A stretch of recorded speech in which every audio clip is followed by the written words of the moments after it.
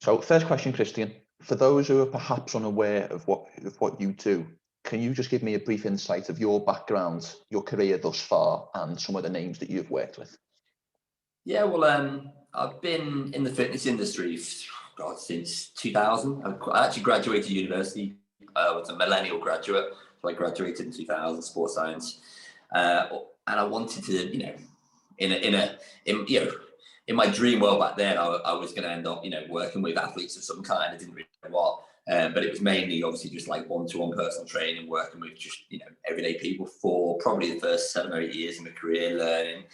And then just sort of chance meeting me. I started doing a bit of work with Paul Smith. Sort of he used the gym where I was in and got chatting, and he asked me to do some work for him. It was before he challenged for the British title the first time. I think it was around about 2008. I'd have to check on Wikipedia. I can't remember. I've not got the best memory in the world.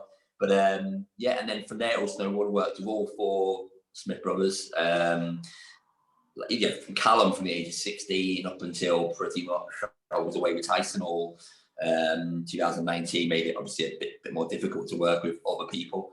Worked with Liam, Stephen, all of them. Worked with a few other boxers, a few other footballers, like Scott Dan, Crystal Palace captain, a few lower league footballers. So I worked with several athletes from various sports. And in 2015, I got a phone call off one of my friends, Thomas Ryder, owns Applied Nutrition.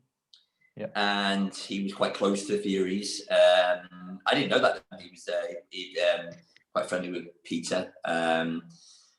Tyson's uncle who was training for that fight. I got a phone call, got a couple of heavyweights for you to train. I was actually with Callum Smith at the time. I was doing a training session with Callum Smith. And I took the call. I was like, who is it?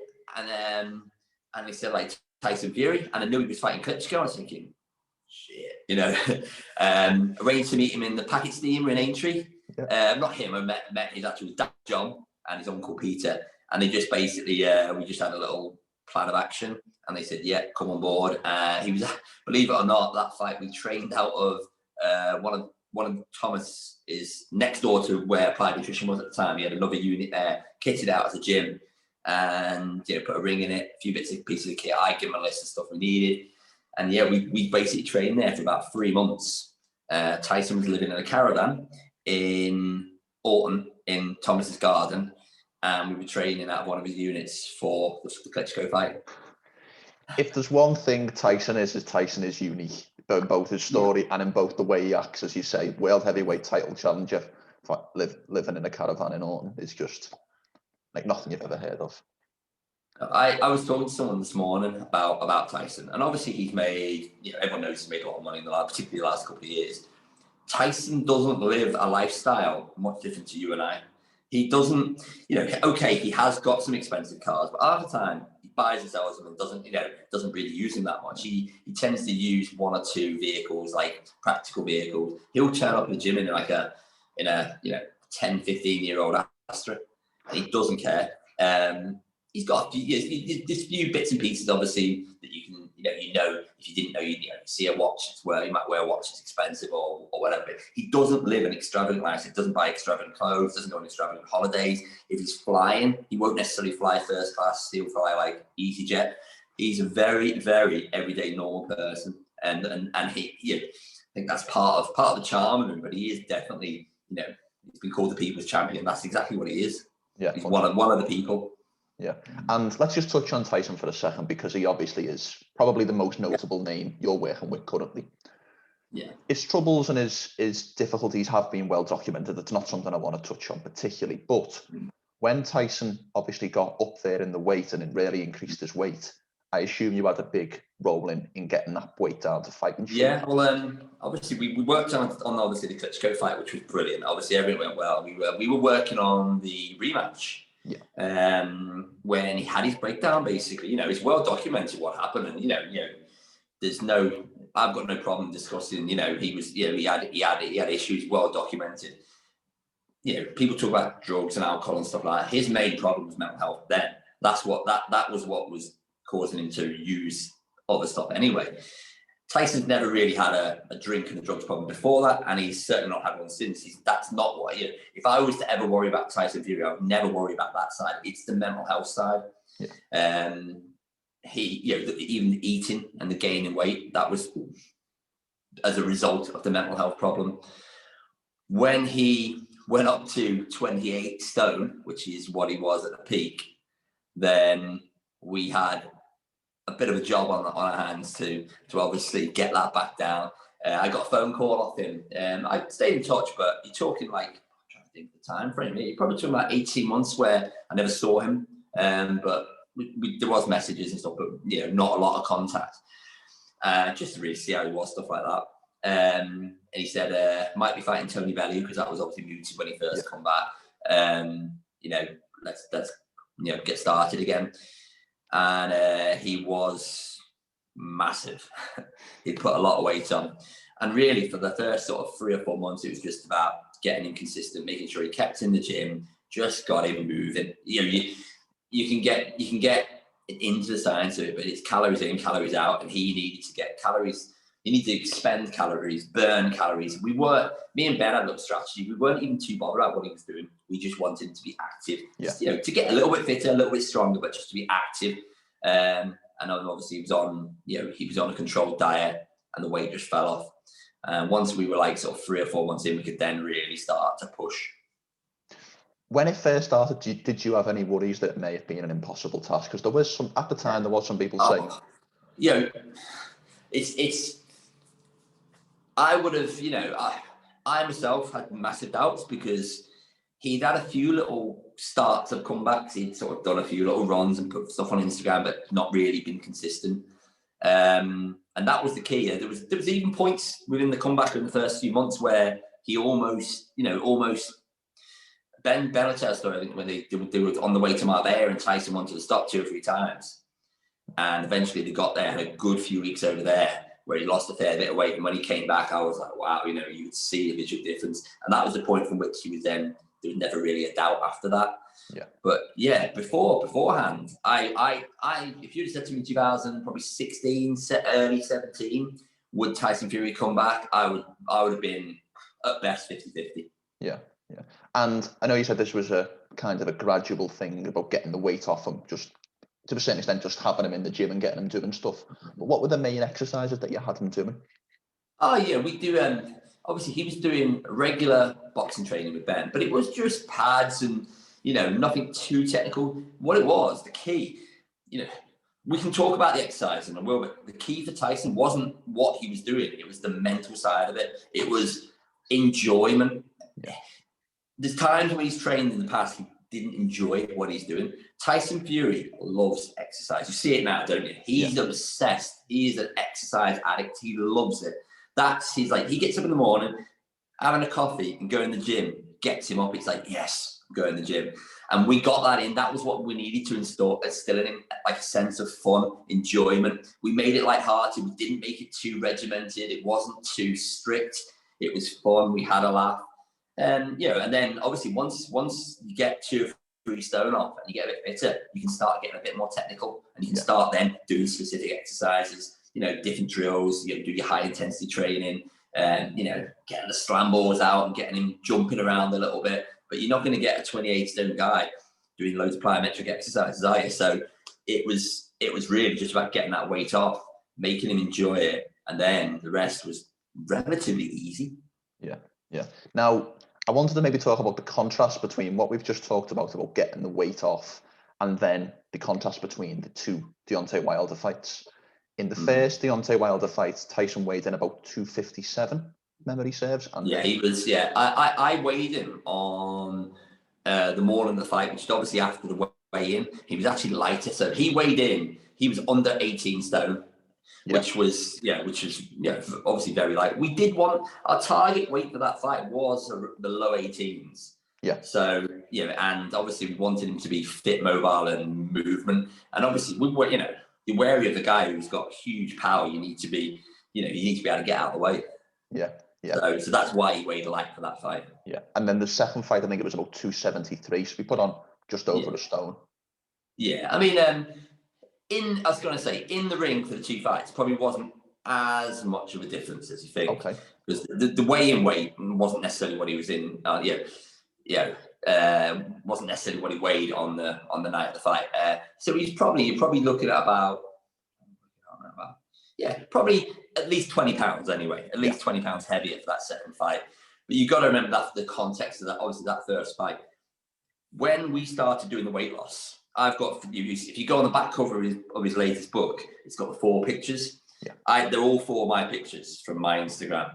And picture 1 was November, the very end of November 2017. And it was 1 year and 1 day, I think, or 1 year and 2 days from that photo to fighting Wilder. Now, when we started the weight loss, we wasn't planning on 12 months. We planned like 2.5 years before you got those kind of fights. He probably shouldn't have took the Wilder fight when he did. It was a gamble, is what I'm saying. He took an educated gamble. His dad, well documented, said he didn't want to take it at the time because he wasn't ready. And really, if you look at that first fight, you can see why he wasn't ready in terms of he'd lost a hell of a lot of weight. You look at the science of weight loss. You can't lose weight and gain muscle at the same time. Yeah. That's almost impossible. So to lose weight is one thing, but to be fit for performance is another thing. So we didn't really have enough time to gradually get the weight off and then gradually build him up at peak performance. But we did, give Ben Davison huge credit for this, which he does probably get less. Because of what happened in the second fight, he doesn't get the credit he deserves. Yeah. Because that first fight, to get him into a position where you could be competitive with the best heavyweight on the planet is unbelievable. And he wasn't only competitive, he outboxed the guy for 12 rounds. He just got caught a couple of times.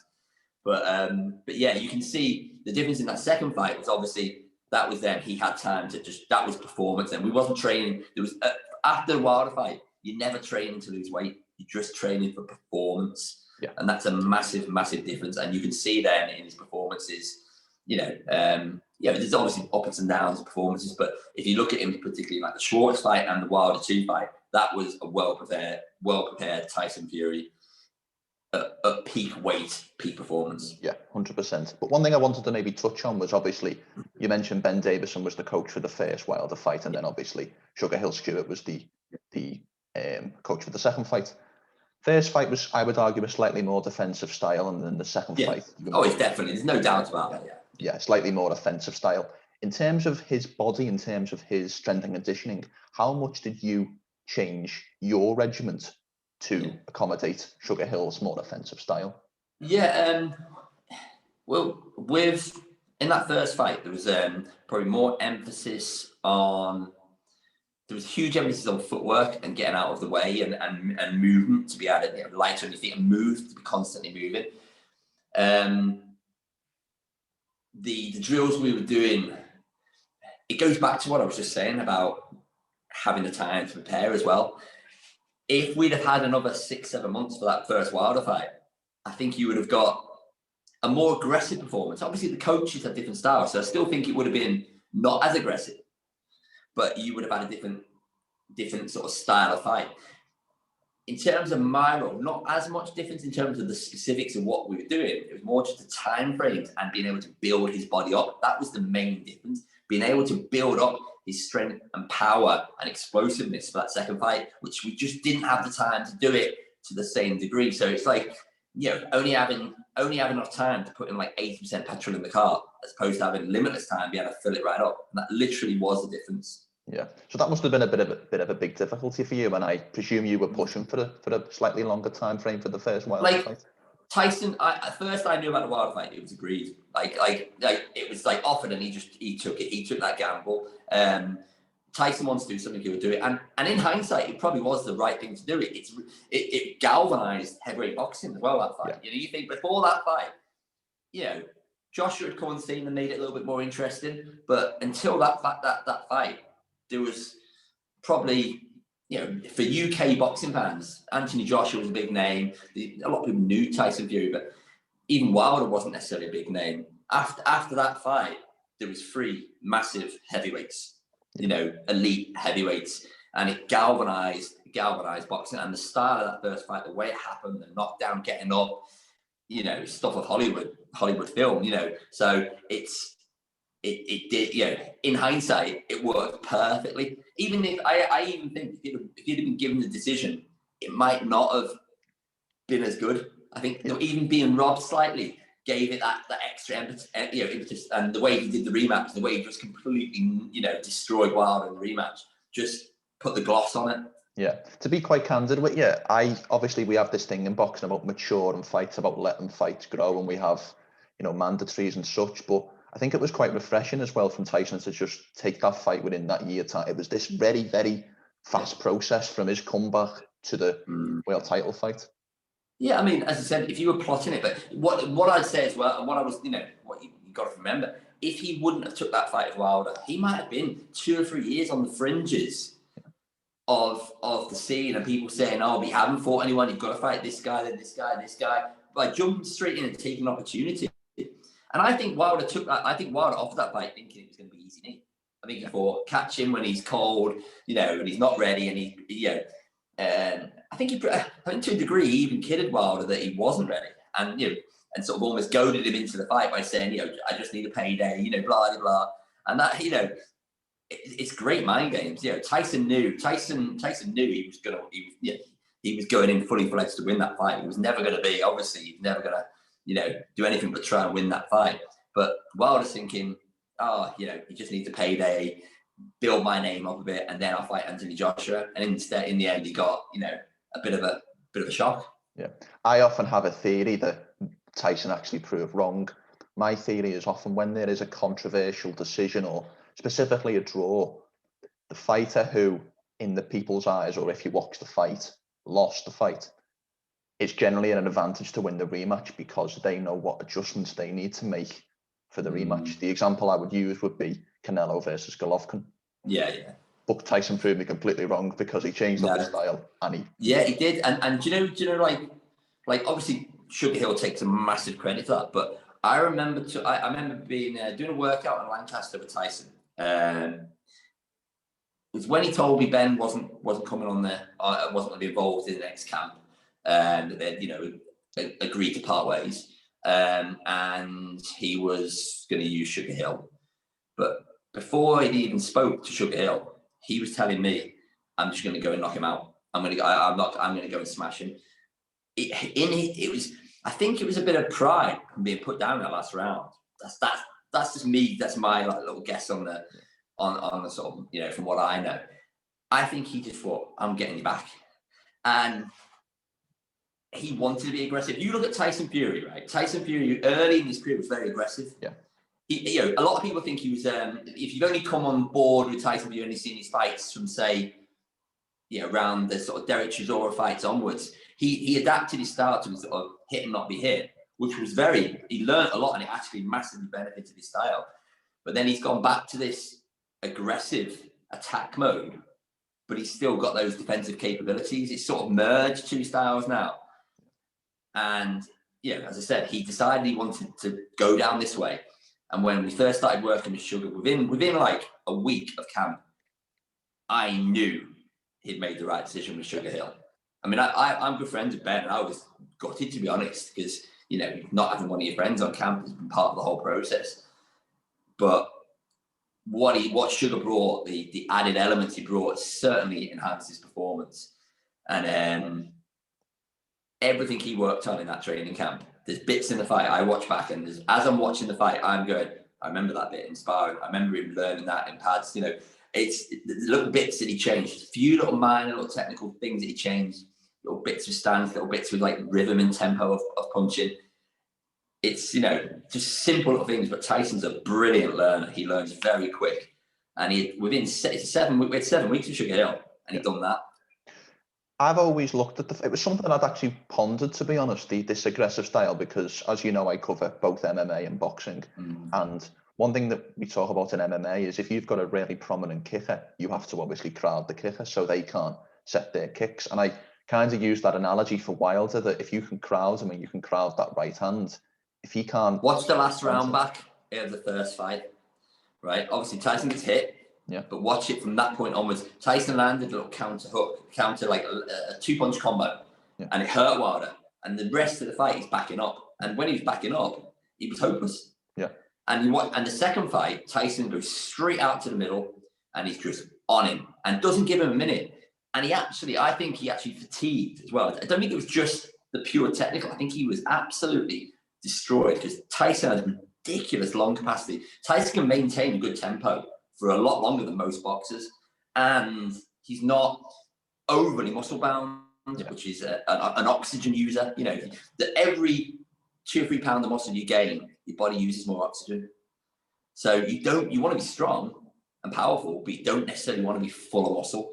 So especially not on a sport that lasts for any length of time, 36 minutes and then 12 rounds of boxing.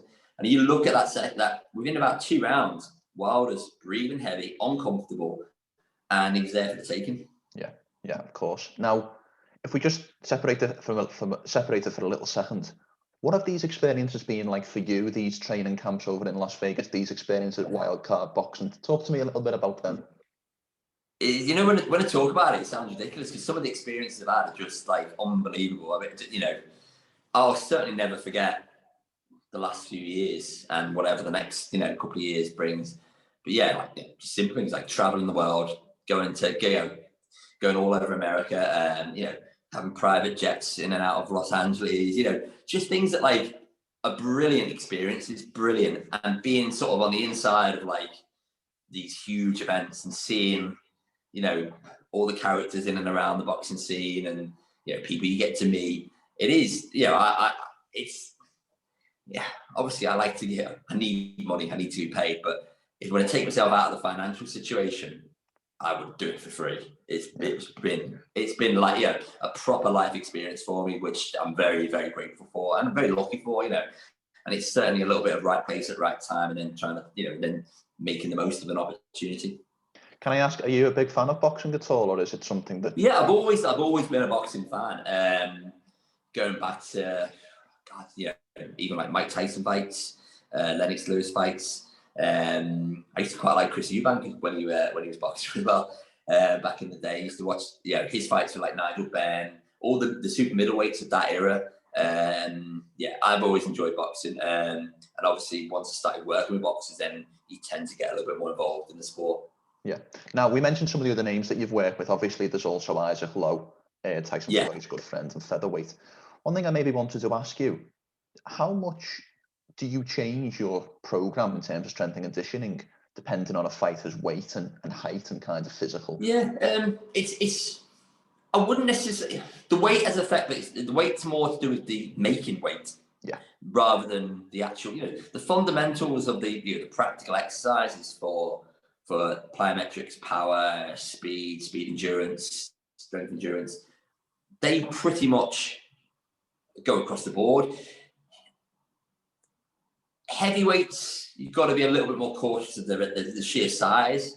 Obviously, Tyson's a massive unit, so you've got to be aware of that. But no, I mean, like Tyson and Isaac couldn't look more different. You're talking 9 stone to you're talking double the differences. Isaac fights at 9 stone, Tyson fights at 18 to 19 stone.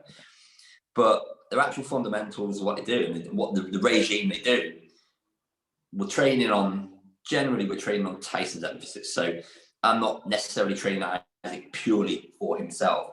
Part of his role in the team is as a training partner to Tyson Fury. So he gets all the benefits and the perks of that, including all the training, the nutritionist, etc. But it is geared to Tyson, but it's just as effective for Isaac. I don't feel like he gets short strawed out of it. And there are times during camp we do different things, especially when you get towards fight day and especially when there's making weight involved. There's a lot of changes then to Isaac's diet. And if you're not, Tyson can be fueled 100% all of the time because he doesn't have to make a specific weight. Isaac has to make a specific weight. And there's a lot of, particularly when the water cups come in towards the end, that obviously affects the training intensity and training loads. But apart from that, pretty much the same. Yeah. So to a certain extent, if you're working with a heavyweight like Tyson, you've got a little bit more room to maneuver in terms of his weight because the pressures of making weight aren't as strict. Yeah. Yeah. I mean, you don't want the guy to be too heavy or too light for what they function best at. And we've over the last couple of years, you've seen his weight be different for different fights. And I think if you look at his best performances, you know, the Schwartz and obviously Wilder too, it was in the sort of 18 7 to 19 stone as his sort of optimal fighting weight. And a lot of guys that heavy, you worry about the conditioning, you worry about their like endurance. Tyson's got a ridiculous VO2 max. His natural engine before he started training is good anyway. He was sparring Joe Joyce at 28 stone. Yeah. Like when he very first come back, you know, over in Marbella. So, you know, he more than holding his own, you know, so, and doing rounds. So doing rounds for Tyson and the endurance side of the sport is never really that much of an issue, even though he's heavy. Because normally you look at, like, I think of another guy that side, you know, like David Price, who, you know, I think no disrespect to David Price, because I think he's had a very good career, but no matter how much he trains and how perfectly he trains, and I've heard people criticize his strength and conditioning that he's done. His strength and conditioning coach has probably done an amazing job of him, but everyone's got genetic differences. Look at Anthony Joshua; he fatigues sometimes in fights through periods. He's got a lot of muscle, so that, you know, you have to sort of you have your genetic limitations whoever you are. Tyson's naturally got a genetic advantage, I feel, for boxing in terms of his endurance. So we don't have to worry about him being 19 stone and fighting, because he can do it. Yeah, superb. And if we let's say hypothetically Tyson was to get a fight booked tomorrow, what is the process for you? Might happen, you know. I'm waiting on news like everyone else. We all are, yeah, we all are. If that was to happen, let's just say tomorrow, what is the process for you in terms of forming that strength and conditioning routine? How much do you wear? We're already doing it. We're already thinking, because you've got to prepare as if the fight's happening. So, yes. You know, I think realistically probably June at the earliest. It could be brought forward maybe to the end of May, but, you know, with COVID and everything like that, you just logically you're thinking June, another couple of weeks, another 3 or 4 weeks is probably easier for everything logistically. So in my head, I'm already working at having him ready if need be for the end of May. But there's because Tyson never stops training. Yeah. So in the last 2-3 years, I think he's had a day off here, a day off there. He trains, and he's trained that days after fights. He's gone for a run the day after fights. You know, he loves it. So it's not a chore. It's actually, you know, he enjoys it. So we haven't stopped working since the Wilder fight. I've been training him constantly. He's been doing loads on his own. You see on his Instagram. He's very active. He did a training camp at the back end of last year, thinking there might be opportunity of fighting. Full on training camp. He got in very good condition for, and he sparred quite a bit. And he was in great form. So he's not far off. It's like what we do with him now, he could probably take a fight at 3 weeks' notice, no problem. Yeah. So it's just trying not to overcook. So we are not trying to push him too hard at the moment. Most of the things I say to him are just, you know, hold back. Don't go too intense on that. Don't do too much of that. We'll like do a couple of intense sessions here and there. And then when we've got a definitive date, then we can obviously plan for that date a little bit more specifically. Yeah, it must be ideal for you having a fighter who is more than happy to do, you know, to work throughout on a layoff, but while he has another fight booked. But, yeah.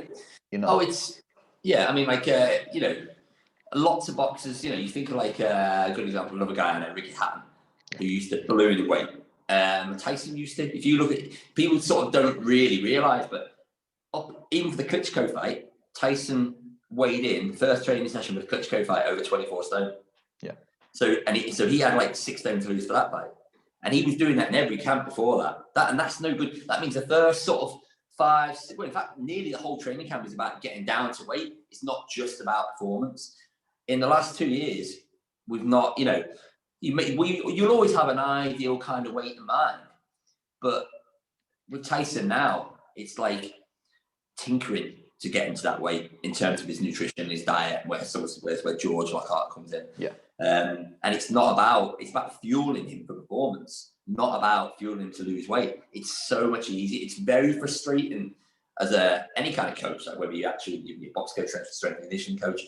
if you've got a guy who turns up and they're massively overweight, you know you've got to get the weight off, and you know that's going to impact on the performance.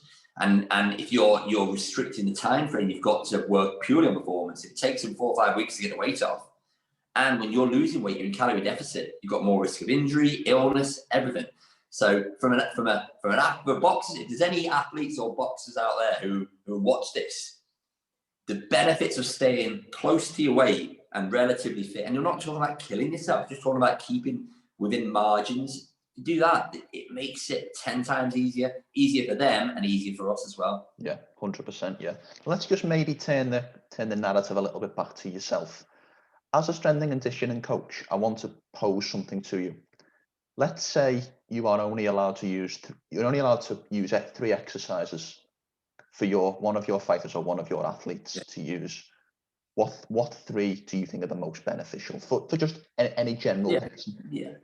I'd say if you can only ever do one exercise in life, it should be a deadlift. Yeah.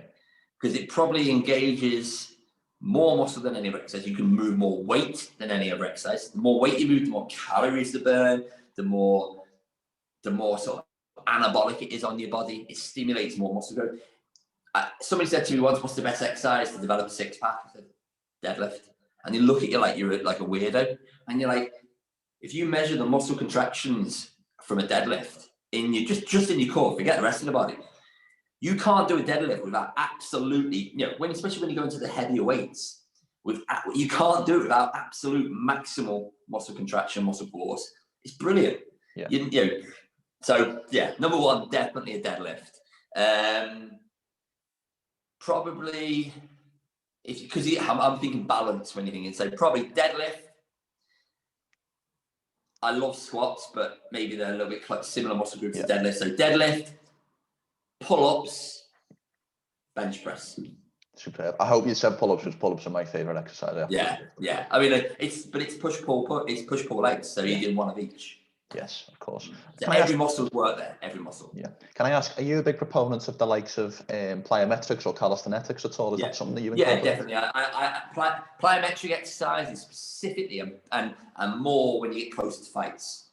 So if you imagine, like, it's not totally dissimilar to how a sprinter or think of sprint. It's not that different how a sprinter should work. So the initial, like a sprinter in the winter, we're working on their power and strength. So they'll be doing heavy weights, low repetitions. So building their body up, getting that actual source of energy, that pure power and strength. But then you've got to refine it and make it more specific for the sport. So you need to add that dynamic movement in, where obviously the plyometrics come in. So when we get close to the fight, you're obviously working on muscle endurance, because boxing is an event that lasts potentially 36 minutes. But you need explosive elements within that. So doing lots of plyometric drills, simple ones I like. A simple one I like is getting close to fight. We go from the heavy deadlifts to deadlift, jump, squat, superset. Yeah. So you do your compound lift straight into a plyometric exercise. A jump squat is a maximal jump as high as you can from a static position. Doesn't matter. You don't need to hold weights. It's about getting as explosive and as high as you can with each rep. It's a maximal force exercise. So doing explosive plyometrics as you get closer to the fight, just giving that sharpness and that speed, which is obviously what you need on fight night. Yeah, and as I just mentioned, are you a proponent of calisthenics at all? Is that something that you try and use? Yeah, there's this. I think as a strength and conditioning coach, you should be open-minded to any form. Even for myself, even bringing in things like mobility, lots of even warming up properly, for example, something simple like that. Using bands for mobility and warming up, activating parts of the body you're going to be using, firing up muscles, just preventing injury, preventing niggles. If you have less injuries, your performance is better. Your recovery afterwards. We have a guy called Matt Massage on Instagram, and he does all the therapy side for Tyson. But he's not just a massage guy. When we're on camp, he's me and him are working on mobility and stretching, and we're also working on recovery, where areas of impact like elbows for boxers, icing afterwards, little things that you can do just to reduce inflammation. Yoga.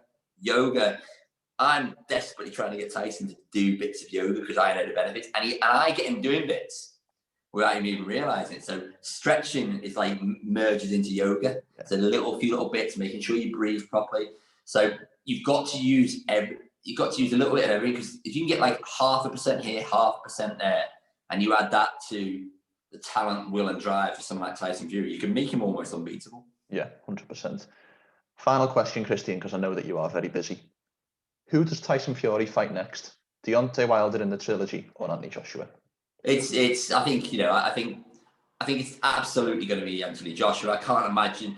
I'd be absolutely shocked if he fights Deontay Wilder next. It'd have to be a breakdown in fight negotiations with Anthony Joshua, which, I think it couldn't. You never know. It's politics boxing, isn't it? But plus, he's been there and done that with Wilder. He fought him twice. You've had a draw and you've beaten him once, but realistically, you've probably beaten the guy twice in two different ways of beating him as well.